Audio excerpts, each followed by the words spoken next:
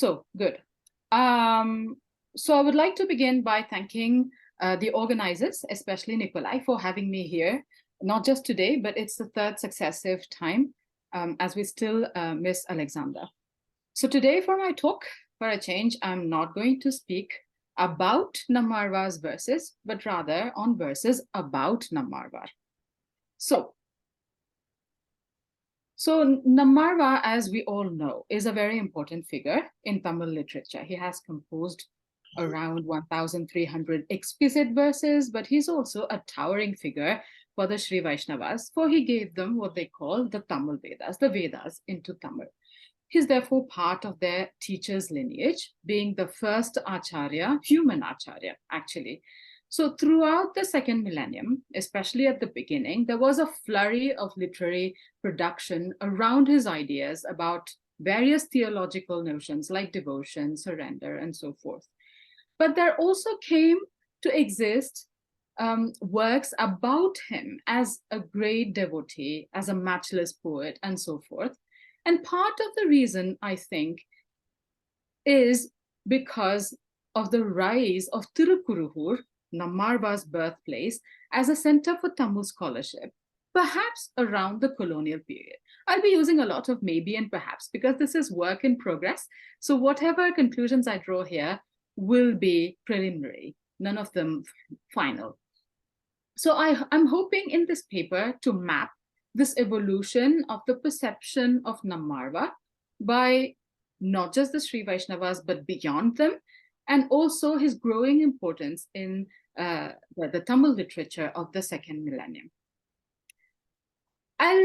This writing about Nammāḻvār actually begins at the end of the first millennium with Madhurakavi Āڵvār, who claims to be his disciple, and his 11 verses called taṉiyaṉs, which seems to contain ideas that were actually forerunners of for what was to come. Now, I'm not going to spend too much time here. Suffices to say that the Madhurakavi spoke of Nammāḻvār as the Lord of the sacred Kuruvur. So he mentions the place. We will see, we will come back to that. It's extremely important, its sacredness as well. He also says that Nammāḻvār gave the meanings of the Vedas in his songs, obviously in Tamil. It's one of the significant themes in the second, especially early second millennium. His Tamil is bright and sweet. He's a teacher. I've already mentioned that. We see that later on with the Śrīvaiṣṇavas. He's also a father and mother figure, very important, and also his master. And very importantly, he's also the destroyer of Karman. Usually that is an attribute of God and only God. So there's a parallel drawn with God, between God and Nammāḻvār. And Madhurakavi's verdict is, I do not know of another God. So as I said, some of these ideas find resonance with different sets of people at different times, as we shall see, hopefully, if we have the time. I'm keeping an eye on the time. As the perception of Nammāḻvār evolves.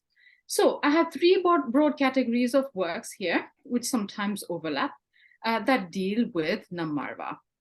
So, and here's the plan for today. I'd like to say a few words, first of all, on Nammāḻvār in the Śrīvaiṣṇava corpus. It's the one that most people would know best if they know Nammāḻvār and the other Āḻvārs. So basically, it's poetry and prose, fundamentally theological in nature, even used in religious contexts, like some of them are recited ritually, for example, in temples. Now, and then I'll move on and focus on the literary, more secular verses. Now, I know secular is a term that's been used and abused. So what I mean here is anything that was not composed, used within a religious context or precinct of a temple, and doesn't necessarily have the seal of approval by the Śrīvaiṣṇava Acharyas. So even though some of the composers may have been devout Śrīvaiṣṇavas themselves. And then finally, I'll move on to the floating verses if I have the time. It's fascinating. Let's see if I have the time. We don't know who composed them, but they are so fascinating. Okay, so let's begin then with the first part. So these are the types of Śrīvaiṣṇava works in which Nammāḻvār is mentioned and or praised. So they were composed roughly between the 11th and 14th, 15th centuries, but not just that, rough date rough dates here. So first of all, you have these taṇiyaṉs, self-contained verses by Śrīvaiṣṇava acharyas recited before Nammāḻvār's works are recited, for example, or explained. There are about 7 or 8 of them. And their main theme actually is that Nammāḻvār turned the Sanskrit Vedas into Tamil. And then you have individual verses on Nammāḻvār in bigger poems, both in Tamil and Sanskrit. We have a very similar important theme. And then you have commentaries, and many commentaries, extensive commentaries and sub-commentaries on Nammāḻvār's works that mention him a lot, and also other works about the other Āḻvārs who mention him more or less extensively. And then there is Nayana's prose work on the Thiruvaimuri. It's known as the Acharya Hridayam, in which he seeks to establish the validity of Nammāḻvār and the validity of his work as pramana, inter alia, an important work in prose. And then there are also chapters in the hagiographic works in prose, obviously, in the Guru Parampara works. It's very significant that Nammāḻvār has just one chapter attributed to him in such works. Wait till you see what he'll grow into later on. Please note that most of these works, if not all of them, were composed by Śrīvaiṣṇava Brahmins. Now, let's move on to the next part. Yes, I'm going on to the next part. It's not as if I'm going to finish before time. That's not likely to happen. Anyway, we're moving on to more literary secular verses in this part. Now, there are plenty of them, as you can see, quite a number of verses, works, some of them known, like the Caṭakōpar Andadi, and some less known. The other ones that you see, probably not that well known. And all of these are dedicated to Nammāḻvār, at least on this slide.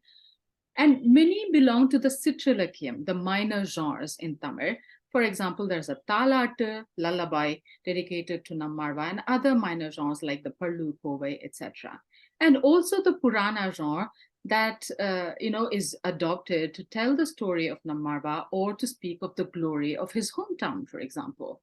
So you see that from being one of the 12 Āḻvārs, although undoubtedly the most important one, Nammāḻvār has become the Pattudai Talaivan, the hero, the Nayaka of independent works in the second stage of literature about Nammāḻvār. Because the focus is on Nammāḻvār, it allows the poets to explore a variety of topics related to him from very fresh perspectives.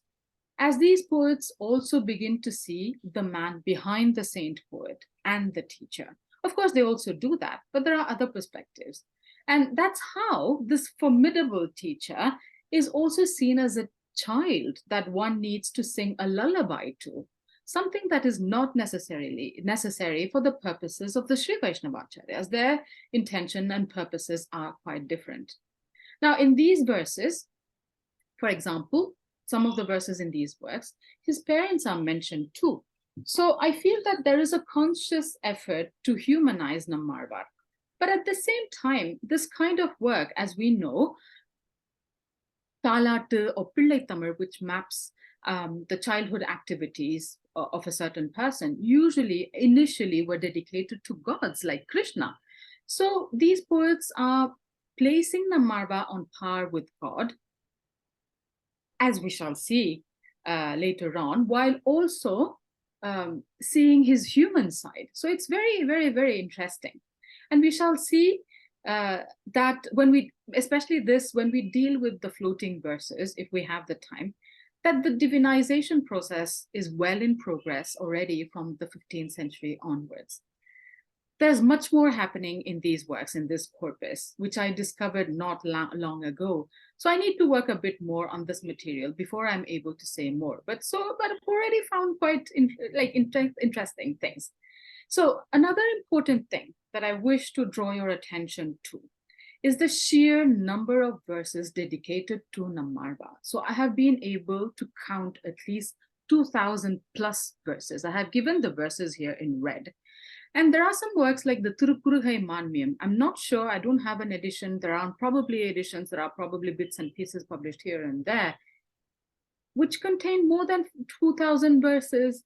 Maybe not all of them on Nammāḻvār, but if I sit down to count these verses, there are probably 3,000, probably even 4,000 extant verses dedicated to Nammāḻvār or his birthplace. Quite impressive if you remember the number of verses that he wrote.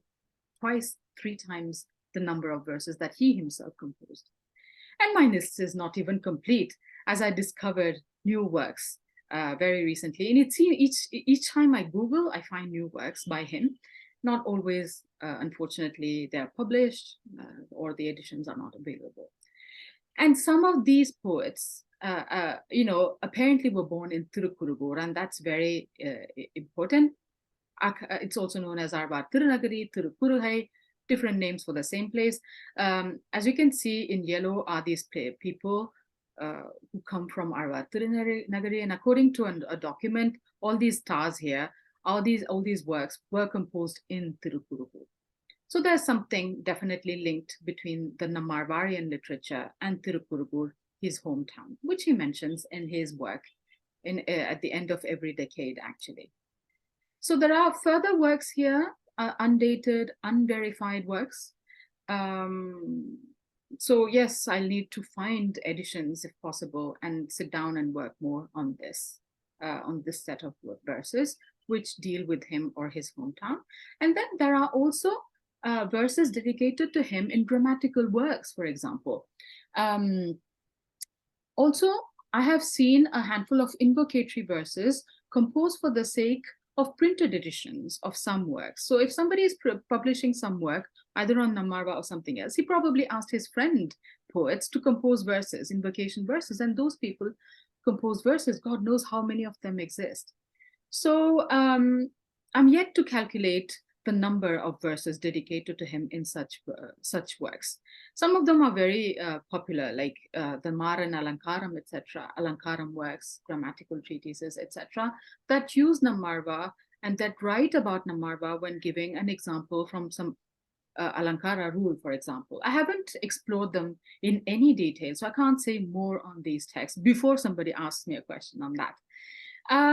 Anyway, so we see that many of these poets come from Tirukkurukūr, like the Tirukkuruhai Perumal Kaviraya, about whom I will say a few words later on if I have the time. Okay, so I think that place must have become a very important center for Tamil scholarship and learning. We have further evidence, actually.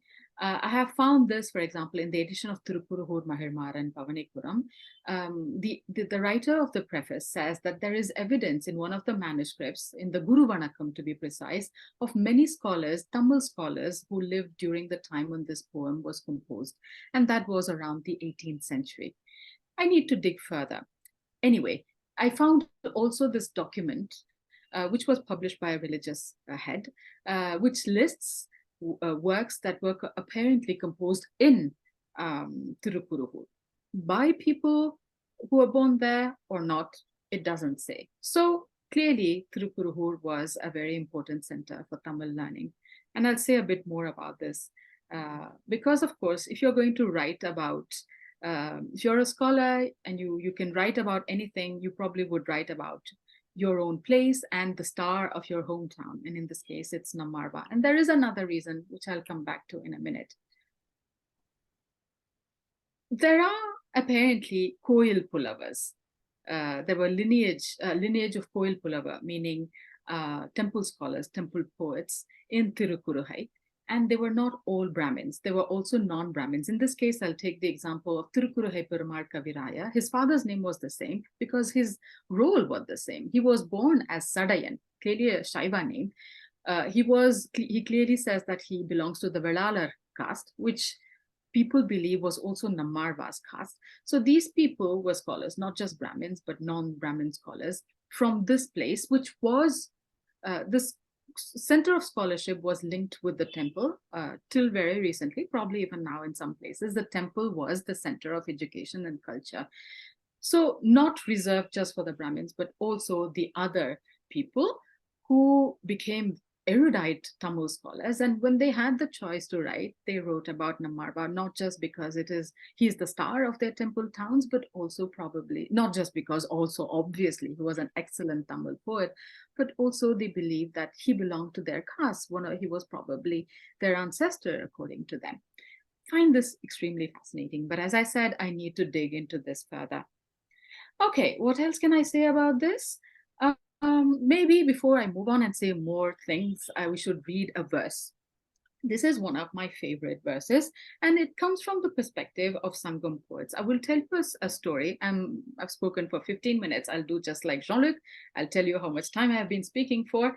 And the story is that Madhurakavi Āḻvār wanted to establish the greatness of Nammāḻvār as a Tamil poet. So he went to see the Sangam Tamil poets, who said, no, no, no, who is this guy? We can't accept any random person. Madhurakavi said, but then somebody told him, why don't you write this particular verse? No need to get into details. So what he did was he wrote one line from Nammāḻvār's Śrīvaiṣṇava and placed it on the Sangam plank.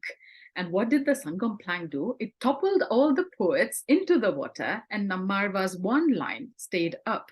And all these poets who were drenched and came out, all of them realized Nammāḻvār's worth and greatness. And to all of them said this verse, or this verse occurred to all of them at the same time. So they all said this verse. I'll read this. ಈಯಾಡುವದೋ ಗರುಡರ್ಕೆದಿರೆ ಇರವಿಕ್ಕೆದಿರ್ಮಿನ್ಮಿನೆಯಾಡುವದೋ ನಾಯಾಡುವದೋ ಉರುವೆಂ புலிமுன் நரிகேசரி முன் நடையாடுவதோ பேயாடுவதோ அழகூர்வசி முன் பெருமான் வக்குளாபரணன் அருள் கூர்ந்து ஓவாதுரை ஆயிரமாமரையின் ஒரு சொற்பெருமோ உலகிற்கவியே. That a fly should dance before Garuda, that a firefly should dance before the sun, that a dog should dance before a tiger, that a fox should parade before a lion, that a goblin should dance before pretty Urvashi. Is all the poetry from the whole world a match for one word from the great 1000-versed Veda, that is Tiruvāimuri, that the Lord wearing bakula flowers, that's Nammāḻvār, graciously uttered unceasingly?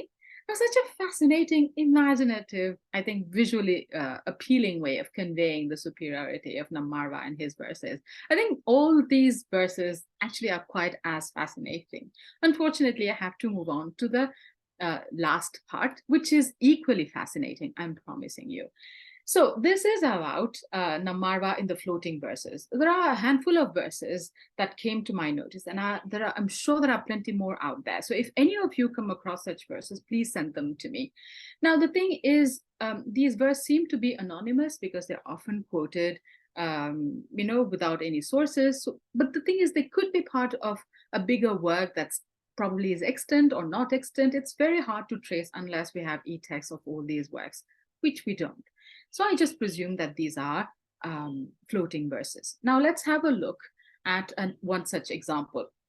Here, the verse has been fancifully attributed to Tiruvallur himself, who speaks in the first person singular. So we have the 1331st Kural, guys.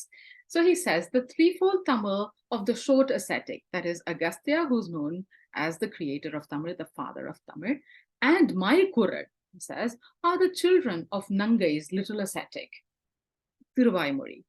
Nangai's little ascetic's Tiruvāimuri, or words, Muri, depending on how you take it. And Nangai's little ascetic is obviously Nammāḻvār. So here the verse claims that Nammāḻvār, the Tiruvāimuri, is the mother, not just of the other works in Tamil, but of Tamil itself. And it is very interesting to see that those works that are mentioned here are Tamil ones. There's no explicit mention of the Sanskritic Vedas. They're not. This poet is not interested. The focus is on Tamil.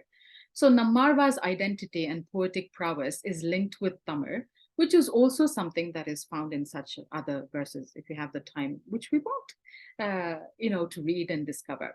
So it is also fascinating how this verse shows how small things produce great things. Kurumuni, he was a very short, Agastya was very short. The Kural verses, very short verses, and yet they produce impressive, what they produce is of an impressive magnitude. And yet Nammāḻvār, who's Siri in this case in terms of age, he was a baby, remains a towering figure. And again, we see that Nammāḻvār is referred to as his mother's son, Udayanangai, whose name is not found in the early millennium, second millennium's verses. You see, so while he's a baby, he's also a parent figure in the sense that he gave birth to the Tiruvāimuri, which in turn gave birth to all the literature in Tamil. Okay, it's 19 minutes. So there are other verses here. For example, these are twin verses attributed to Idaikadar, who's one of the Siddhas. The Tamil Siddhas usually are affiliated with Shaivism, are identified with Shaivism somehow, And also Avvaya. Don't ask me which of the three Avvayas, but it's there. I can't read these verses, no time. I can summarize what it says though. It says that the Tiruvaimuri is a sort of universal lingua franca. It says that it's the mother tongue of the whole world, not just the Tamil world, but of the whole world. So again, it seems that the next verse that I'm going to show you is a response to the previous two verses. No time to read this either, but this verse says that whatever Tiruvaimuri's nature, the other works are simply its reflection.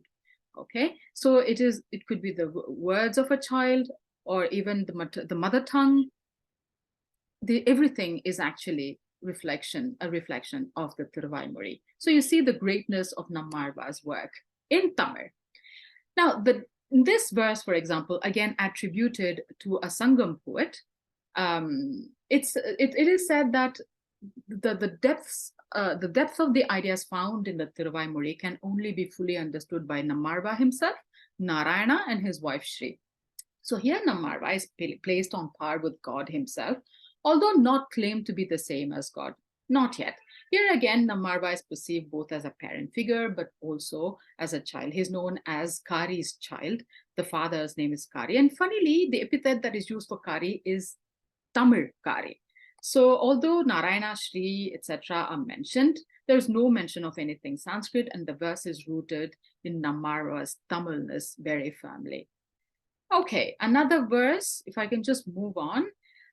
In this verse, I have a feeling that Nammāḻvār is definitely divinized because it shows that God and Nammāḻvār have merged in the poet's mind. He can't make the difference between the two. Semam kuruhayo, seyyattirupar kadalo. So is the Lord's place Kuruhai, or the excellent divine milk, ocean? So is God Narayana, or is it Nammāḻvār, he's saying?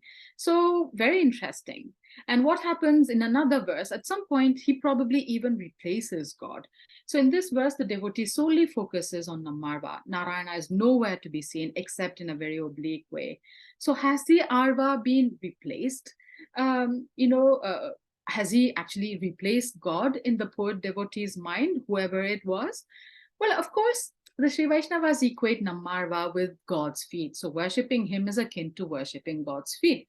So it's not two different people, actually. But is that something that this particular poet and poets like him, did they even consider that as an option, as an interpretation when they composed this verse?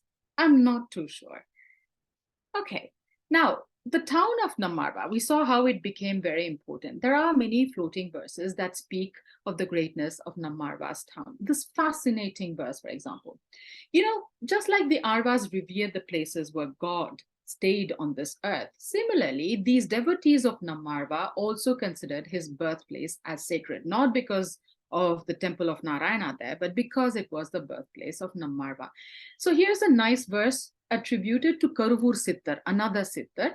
And the background story is that this Sittar spent some time on the other side of the Tamraparani river and lived in a mandapa, and a dog stayed with him. And the dog would swim across the river every day, go to Tirukkurukūr, eat food remainders there, cast in the street, and come back to the mandapa. And one day there were floods and the dog got drowned, and the Sittar allegedly saw its soul go all the way up to Vaikuntha and composed this verse in despair. Vaikum kuruhai திருவீதி எச்சிலை வாரி உண்ட நாய்க்கும் பரமபதம் அளித்தாய் அந்த நாயோடு இந்த பேய்க்கும் இடம் அளித்தால் பழுதோ பெருமான் மகுடம் சாய்க்கும் படிக்கு கவிபாடு ஞானத் தமிழ் கடலே. So basically this verse says, if you're going to give moksha to this dog, why not give this to this pay, this fiend? And he also points out that Nammāḻvār makes Narayana nod, basically not just in admiration of his verses, but also in approval. Whatever Nammāḻvār says, yes, yes. So we see here that Nammāḻvār is directly granting moksha, which is technically God's exclusive power, to one of the lowliest forms of life, a dog on this earth, a dog that could not wish or wish for an act towards achieving liberation. Actually, even Nammāḻvār doesn't do anything. It's simply the association with Kurugur And the Bhagavatas, the devotees of Nammāṛvār who live there, and eating the remainder of their food that link with the Bhagavata, which gives the dog its moksha. So it shows, it speaks of the greatness of the geographic location and the people associated there with Nammāṛvār. Okay, what do I have? It's time to conclude. This is another similar verse in which Kurukūr is said to be a town that borders Vaikuntha. It is attributed to, Ramanuja himself. Okay, no time, 25 minutes over. Go on, final thoughts. So we can see that there were over 2,000 verses in Nammāṛvār, perhaps much, much more, composed in the second millennium. There are a few other arvas like Andar or acharyas like Ramanuja who also receive such attention. But somehow I think that Nammāṛvār has received much, much more as he steadily grows into quite a phenomenon. He's almost hoisted to the status of God as his importance spreads and grows over time and space. And as this happens, the way he's perceived also evolves. And this evolution and this importance are probably explained by the fact that his cult, so to speak, spreads beyond the borders of strict traditional mainstream Brahmin Śrīvaiṣṇavism. As I said, we saw that a few non-Brahmin poets composed about him, and their perception of Nammāṛvār obviously, or at least would have likely to have been very different, because their life experience and worldview would have been very different from traditional Śrīvaiṣṇava Brahmins, I suppose. And many of these poets seem to have emerged from one location, as I said before, which is Nammāṛvār's birthplace, which, other than being sacred in its own right, also became popular because of these poets. Plenty more conclusions, but all I need to say is that all these works need to be studied properly. More proper conclusions need to be drawn. And even the list I gave here only concerns Tamil verses. And there are verses in Sanskrit that I know of, and I'm sure there are verses in Telugu, Kannada, and even in Hindi. So what I've presented here is merely the tip of the iceberg, and there's plenty of scope for extensive research in this field of Nammāḻvārean literature. Thank you so much.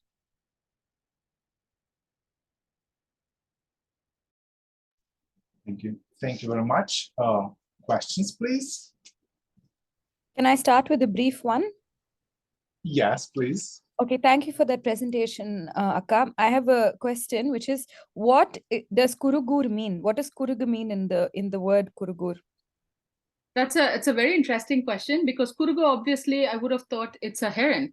So it's probably a place where there were plenty of herons. But I was Googling, and as I Google, I find all sorts of things, interesting, less interesting, dubious, all sorts of things. What I found today is Kurukūr means conch, and there is a Sthala Purana which says that the conch was worshipped here. I'm not sure. I need to dig deeper, because I checked the word Kurukūr.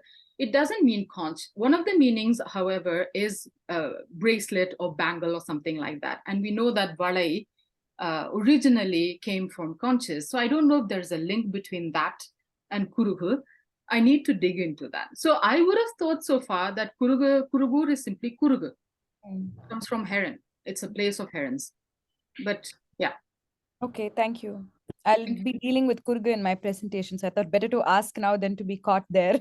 So, thank you. Sure. More questions?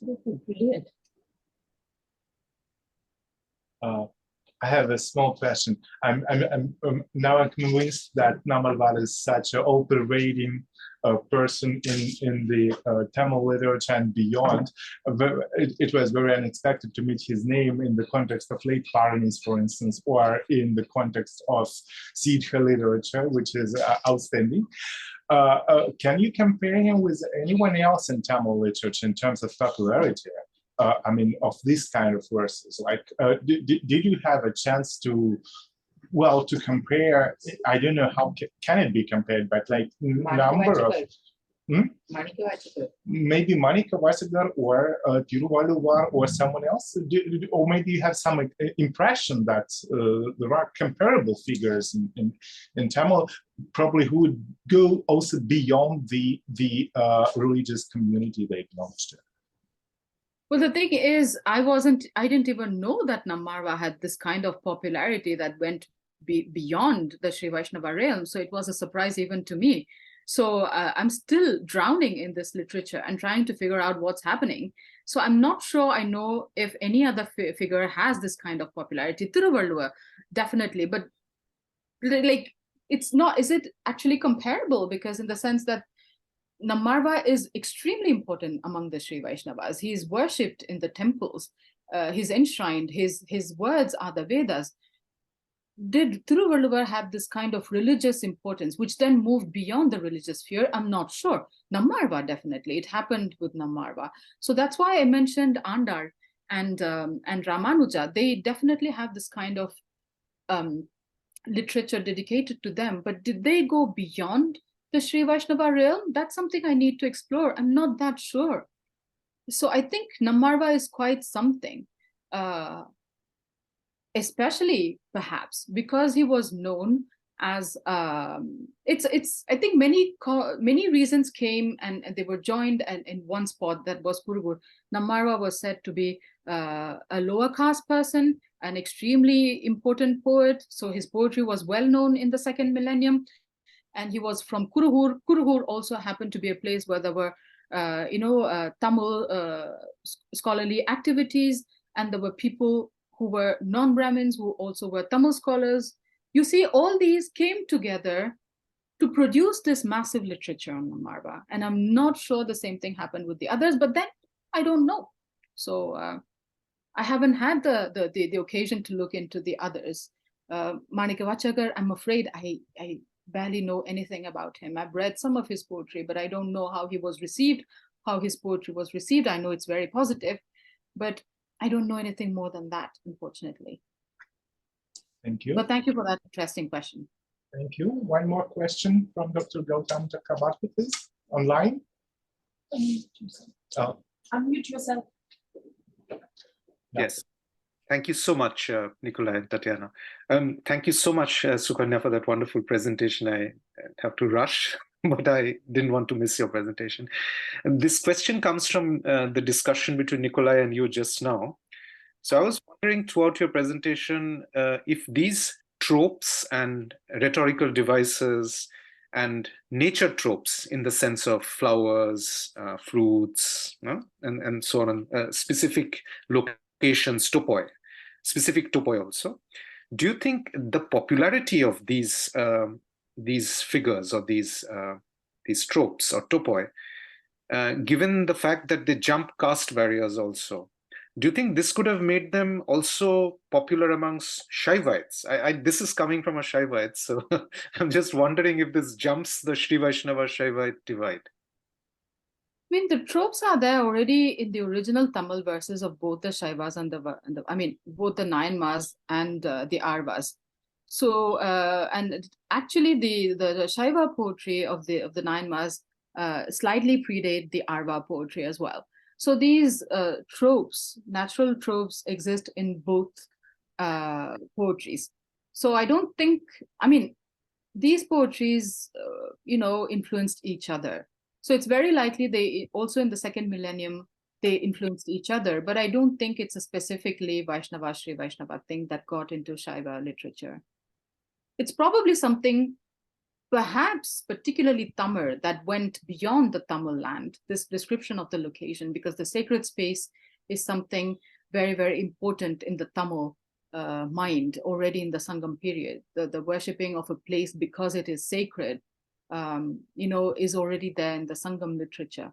That perhaps went beyond Tamil land, not necessarily in the Sangam poetry you also find, it plays a slightly different role, a more important role. The tropes, the natural tropes play a more important role. So that's probably went, into these Tamil poets, poetry, and then probably went beyond the Tamil land. I'm sure it's almost everywhere. I don't know if I replied to your question, but yeah.